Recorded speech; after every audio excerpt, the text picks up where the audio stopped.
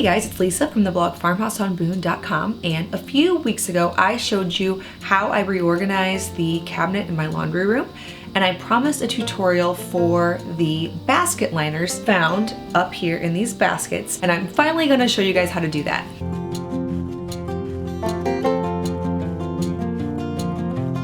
So for these basket liners, I used some linen fabric that I found on Amazon, which I will link below. It's actually a linen blend, which I have really been loving using lately. I used to use 100% linen, then I started using this linen blend for my aprons and different things around the house. And I like it because it looks like linen, but it's a lot cheaper. So this is a 55% linen, 45% cotton blend. Also, I found the baskets on Amazon, which I'll link below. But this is a super simple process. If you've never made basket liners before, you can use these steps to make it no matter what size basket you're working with. So I'm gonna just kind of explain how to do it, and then you can do it for, of course, this basket or any other basket that you have around your house that you'd like a liner for. So let's dive right into the tutorial. Start the project by measuring the bottom of your basket and then adding an inch to the length and an inch to the width measurement for seam allowance. I cut my bottom piece 10.5 inches by 7.5 inches because it measured 6.5 by 9.5. Next, measure up the sides of your basket, keeping in mind how far you want the liner to overlap. As you can see here, I cut mine 8.5 inches so that it would overlap 2.5 inches over the outside of the basket. Next, just measure the length and width of the sides. Mine measures 11 inches, so I'm going to cut it 12 inches to add an extra inch. So since I want my piece to overhang by 8.5 inches, I'm going to cut my piece 8.5 inches by 12 inches for the side piece.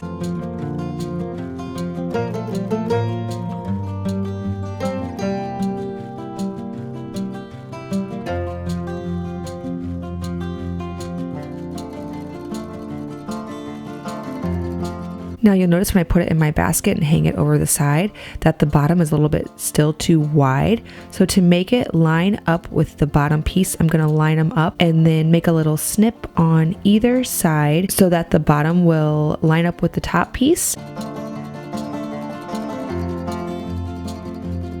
Then I'm going to fold it in half and cut it, angling it out so that the bottom part is lining up with the bottom piece and the top is the 12 inches like I'd measured. It's kind of an angle there. Now it lines up with the bottom piece. I'm going to use that as a pattern to cut the exact same piece for the other side.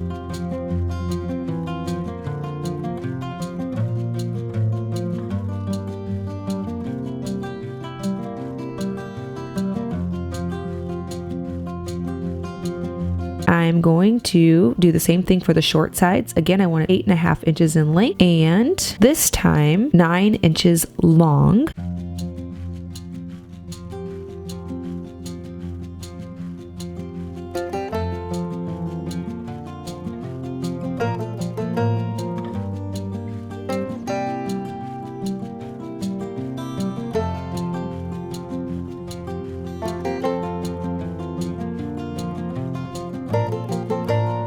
Again, I want it to line up with the short side of the bottom piece. So I'm going to make the little snips again, fold it in half and angle the cut out so that it lines up with the bottom piece, but then is 9 inches at the top.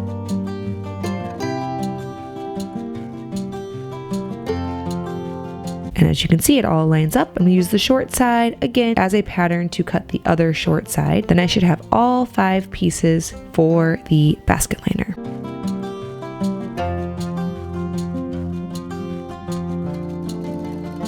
Next, I'm going to sew right sides together, the 2 short sides to the bottom piece with about a 1/2 inch seam. Going to repeat the same process for the long sides, and then I'm going to sew up the corners.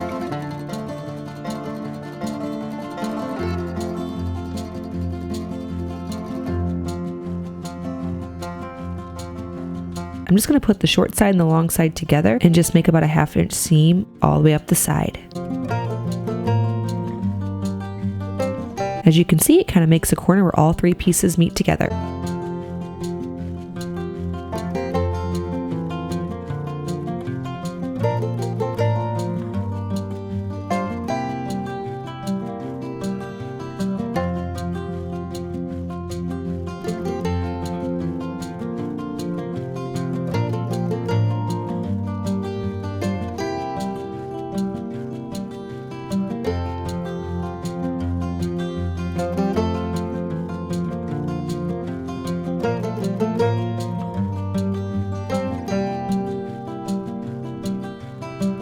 Be sure to finish the inside seams with a zigzag stitch or a serger for a nice clean finished look.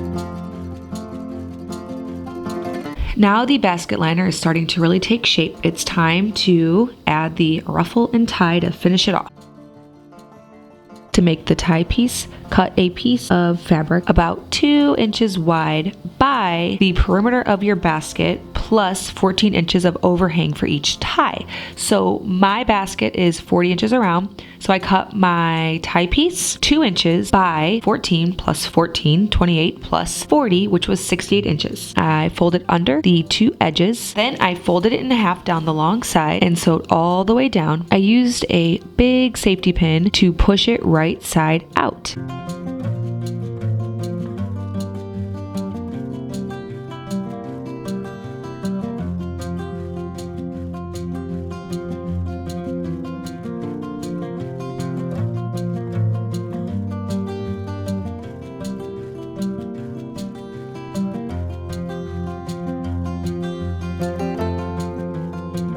To determine the length of your ruffle, measure around the perimeter of your basket and then multiply that by 1.5. My basket was 40 inches around. I made my ruffle piece 60 inches long and I made it 3.5 inches wide.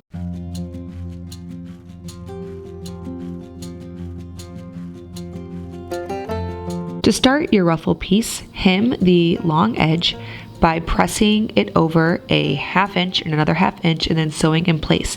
Now you'll notice here that I didn't press mine. I kind of just like to skip that step and hem it very quickly, but if you are more of a presser, go ahead and use your iron to put the hem into the ruffle.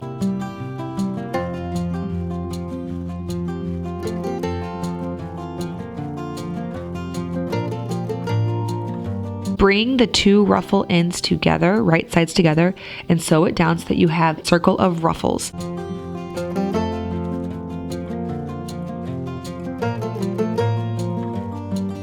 Increase your stitch length as high as it can go and your tension as high as it can go to make the ruffles gather and to create a gathering stitch. Now, if you set your tension high, it should kind of gather the ruffles for you.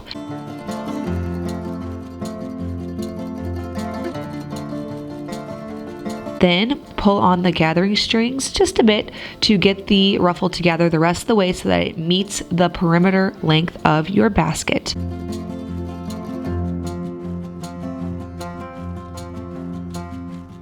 Sew it in place, stitching as close as possible to your gathering stitch. If you need more tips, check out my video on how to make ruffles.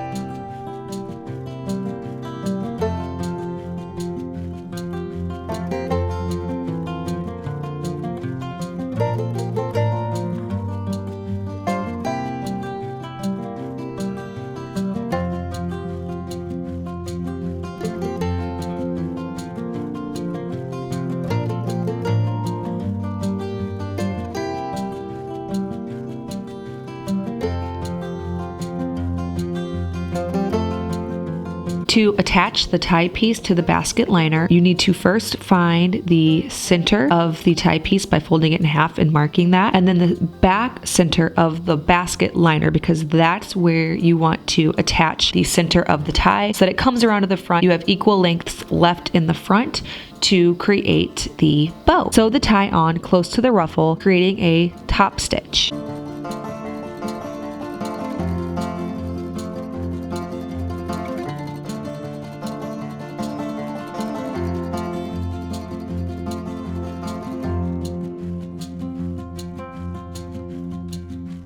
Make sure to stop the stitching a few inches from the front center, which is marked with a straight pin.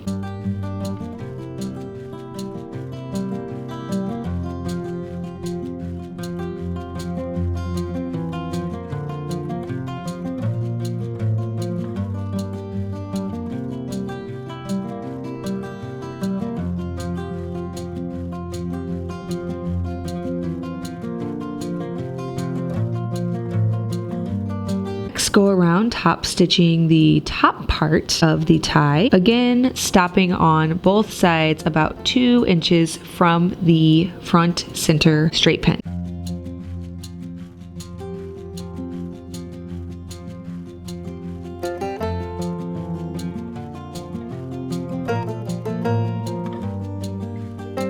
Finish it off by top stitching the parts of the tie that aren't attached to the basket liner.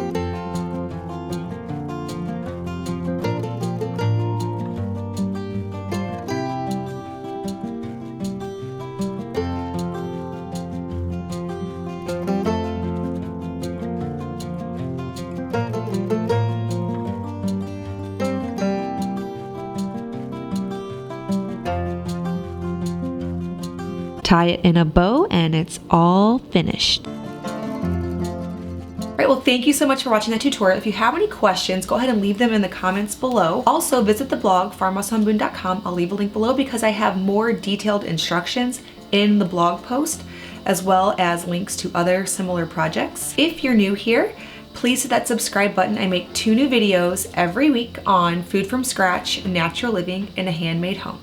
Thank you so much for stopping by our farmhouse.